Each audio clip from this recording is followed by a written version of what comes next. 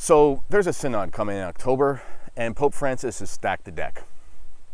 I did a video about this, but essentially he's put the most pro-LGBT, heterodox, modernist adjacent, if not outright heretics, just from the US. We don't know about the international appointees, but nonetheless, the deck is pretty much stacked that it's going to be a real modernist abomination. And yeah, it seems like they're probably going to attempt to bring in some sort of same-sex marriage blessing through the church, etc. It's pretty alarming. Also, just before the synod in October, Pope Francis is going to be creating a bunch of new cardinals, which also stacks the deck for whenever the next papal election is going to come. And none of this should be a surprise, however. Things are moving pretty quickly. In fact, it was Raymond Arroyo, not known as being a traditionalist. Raymond Arroyo even tweeted, and I'll put that on the screen here. Raymond Arroyo tweeted, "Things are moving rather quickly." And he was referring to this statement by Smoochie Fernandez, the new head of the Doctrine Office of the Catholic Church, who said in 2015 that Pope Francis was aiming to make irreversible changes, and that if he believed that his time was running short, that he would do what the Spirit is asking him to do. I'm sort of paraphrasing. I'll make sure I post that quote on the screen so you can see it exactly. Well, I would say it's probably not the Holy Spirit, but a spirit nonetheless. And we are seeing Pope Francis ramp up his efforts. We are seeing, we're seeing an acceleration. To me, I believe that these men tell the truth. I don't believe that they're orthodox, etc. But the funny thing about these modernists is if you actually look into what they say, they usually mean exactly what they say. If you look back at the modernists around the time of the council, they'll say things like it was the October Revolution in the church. They'll say things like the church had her own French Revolution, and they meant it. They meant it was a revolution in the church.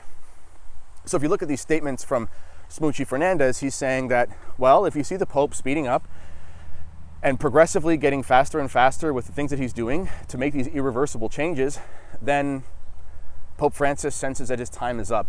And I think we all have to be prepared for the death of Pope Francis and another thing that I'm going to get to in a sec.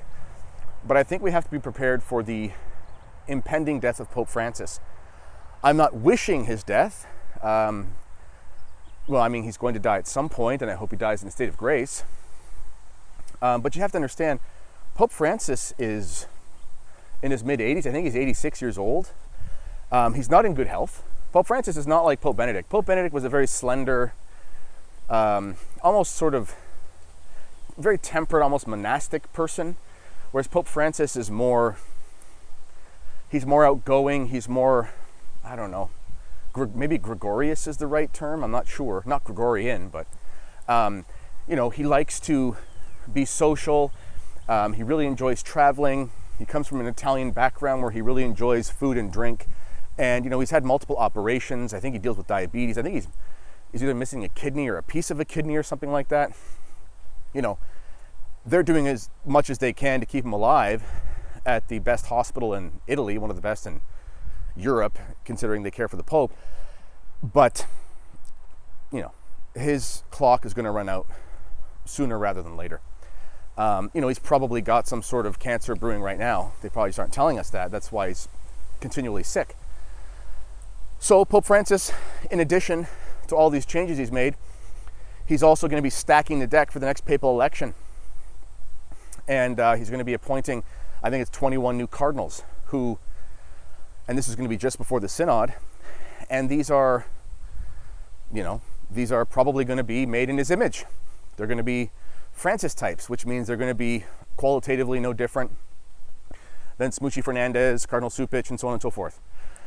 This means that the deck is stacked for the next conclave as well, which means that likely, unless there is some sort of intervention, unless Our Lady shows up in a big way, unless there's some sort of sign from heaven, a thunderbolt or whatever, the type of thing where God's clearly stepping in, we're going to see probably Francis II. It'll probably be worse There is a counter opinion to that. Some people think Francis is pushed too far and the conservatives are going to sort of push back. Maybe, I hope that's the case, but there isn't a cardinal alive today who is of the voting or election age, or the voting age of the Pope, the voting age to select the Pope that's really going to make a good Pope. I mean, Cardinal Burke, yeah, he's pretty conservative, but he's old too. He's been sick. No disrespect, but he hasn't really done anything. I mean, he's said good things. He's ordained some priests, but it's not like Cardinal Burke is a man who's ready to let the rubber meet the road and be the great counter-revolutionary. He's just way too reserved for that. Cardinal Sarah, yes, he's very conservative. He writes some books. But when push comes to shove, Cardinal Sarah obeys. Cardinal Sarah says, well, he says all these good things about the liturgy and all this kind of stuff, and then when something else that's completely against what he said in the past comes out, he says, well, we have to be careful here, sort of thing. Like, he doesn't really, these men are not heroes. I don't mean to bring them down, but they're not going to be, you're not going to come in with your pies to 10th out of this crop. It's just not going to happen. So personally, I think that what's going to happen is that this fall in the synod, it's this fall and the next one, but they're going to get things in motion. I really think they're going to be pushing for same-sex marriage blessings, and there's going to be a reckoning point for a lot of Catholics. And it's going to create for us at least a de facto schism. I don't relish in this. I'm not saying I want there to be a schism. And I should probably break down what I mean by that real quick. We often think of schism as being sort of the East and West thing. This is a very particular type of schism. This is setting up a parallel church, a dispute about the papacy, and so on and so forth. But in the church's past, during these times of great confusion, and there is no time in the church's history that's been as confusing as this time, doctrinally at least, you have these schisms. You have the Great Western Schism with multiple claims to the papacy. This is one example of what happens during a time of great calamity and crisis in the church, when the faithful and the clergy are so confused that they don't really know up from down. And how could you? I mean, how could you know up from down with what's happening right now? And there were even saints in those times, like St. Vincent Ferrer, who were incorrect about who they believed the Pope was. The reason I bring this up is because we're all going to face a moment in the next few months, months, and, well, if Pope Francis makes it to the synod, maybe there's a conclave before, I don't know, but we're going to face moments, whether it's the synod, the promotion of same-sex marriage blessings, which I'm sure will happen at least on the regional levels in various places. I think Germany is just the first one of many. Whether there's a new papal election and you get, Francis II, but on steroids. Again, I think it's very unlikely there'll be a conservative or traditional Pope out of this crop of men. And things will likely get a lot more confusing. So you're going to have bishops, priests, laity, who are going to have their, moment of reckoning where they say, this just can't continue this way. I have to follow the faith. Consequences be damned. And I think we're going to see that. I think you're going to see a lot of bishops be called schismatics. I think you're going to see priests be called schismatics. I think you're going to see this sort of division in the church ramp up. And you have to remember to keep your head during this time, because there's really nothing you can do about it.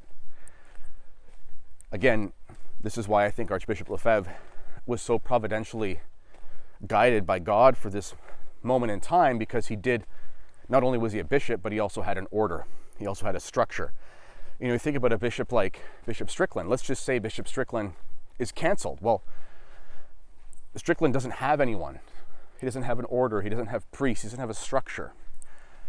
If he goes off and sort of goes rogue, so to speak, then it's very easy for the modernists to call him a schismatic, So,